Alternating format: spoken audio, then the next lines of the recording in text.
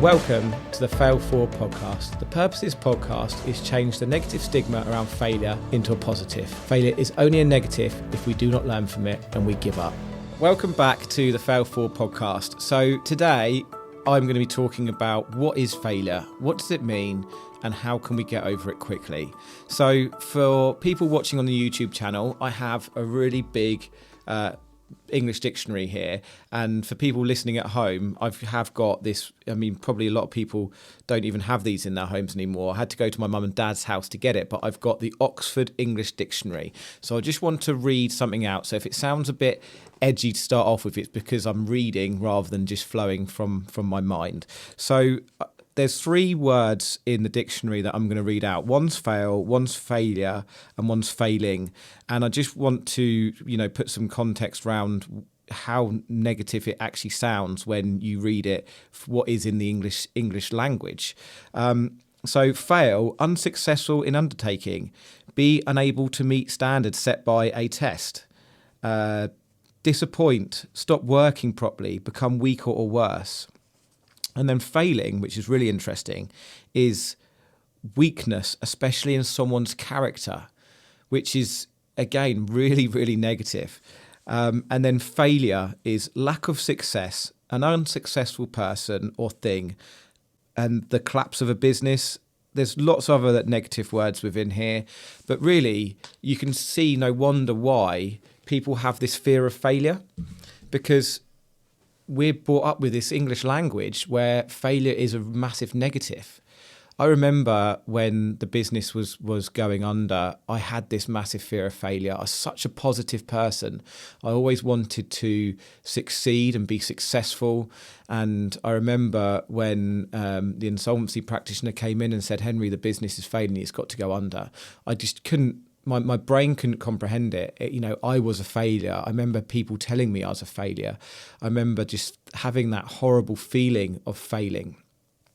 And it was only actually until I read a book, and this book actually transformed my life.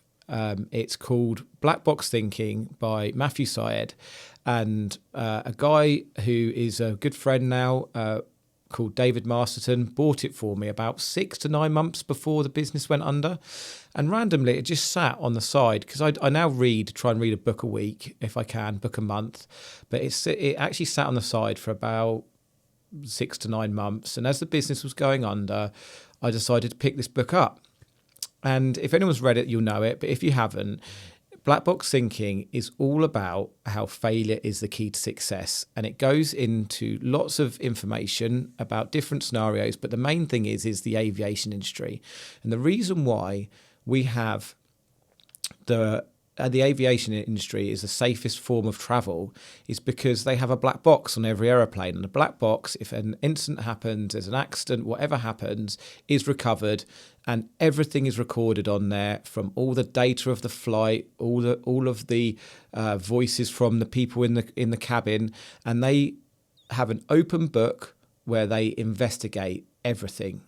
And they look into it, and they're constantly developing. Every time there's been something very small that's gone wrong, they improve, they adapt, and they improve. They adapt and improve.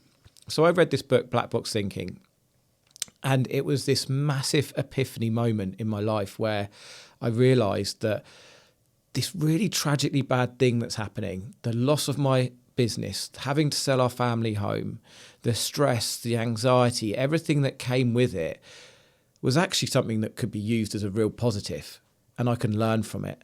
So I instantly wrote a What Went Wrong document, which I'm going to do a whole episode on in the future, about what went wrong, and we'll deep dive into what I wrote back in 2019 and what went actually wrong. But I still use that document now, and I look back at it just to remind me of the things that I'm always improving on.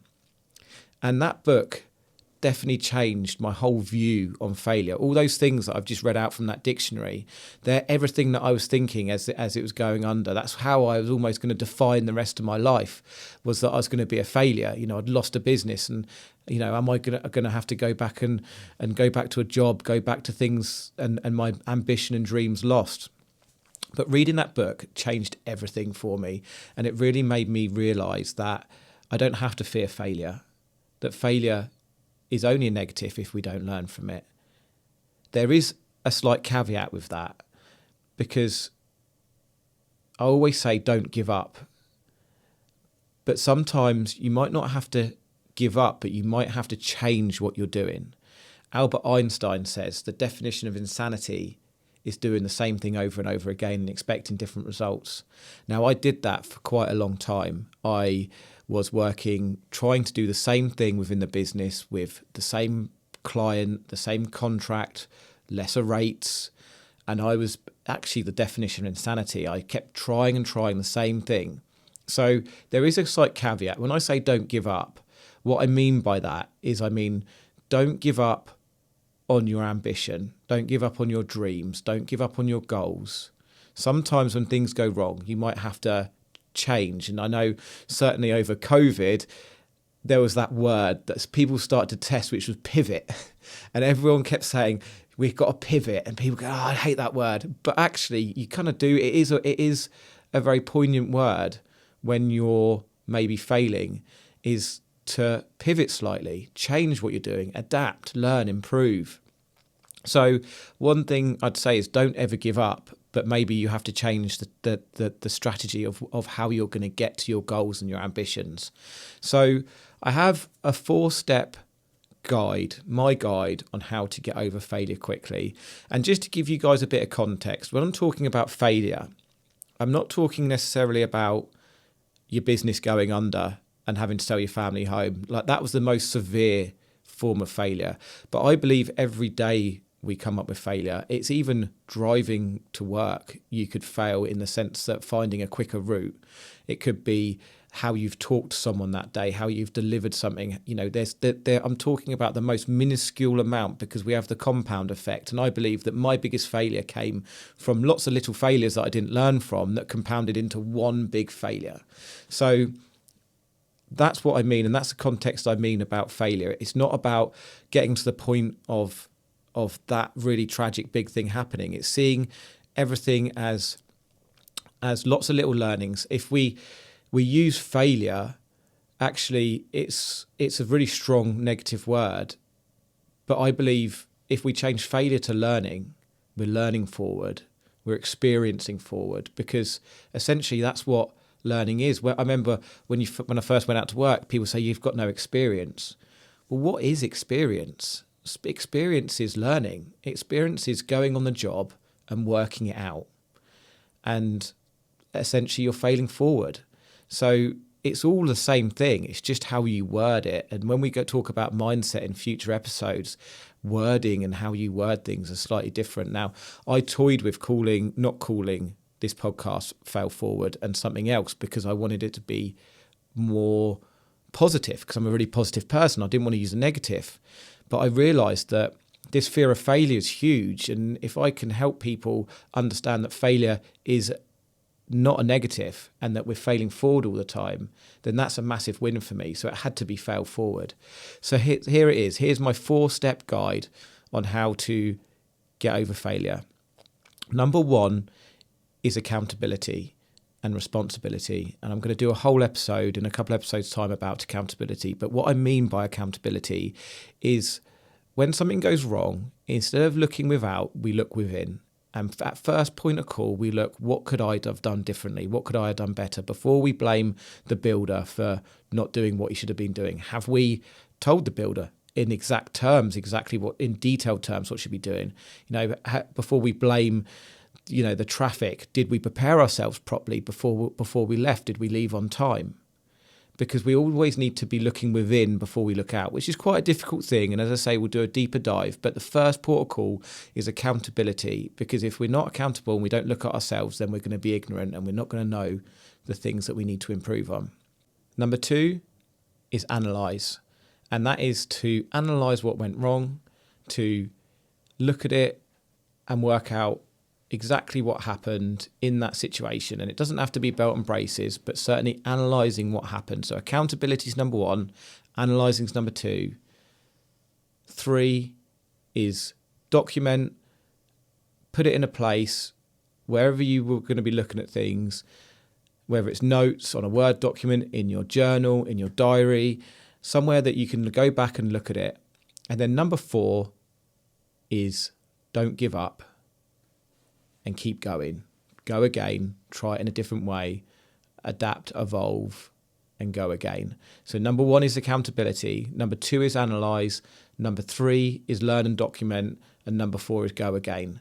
So that's my 4-step guide to getting over failure, getting over the fear of failure. As I said in the previous episode, if you're not failing forward, if you're not pushing yourself out of your comfort zone, then are you really living the life that you want? Are you really setting yourself big enough challenges? Because I believe that life is a constant game of problem, then finding a solution, problem, then finding a solution. We're always going to be trying to go to the next level, trying to grow and develop. It's what we do as human beings. So I challenge people to not have the fear of failure, to remember that failure is only a negative if you don't learn from it and you give up. So I hope this episode's really helped you and understand failure and understand that it is a positive when you're failing forward, to keep failing forward and keep pushing yourself.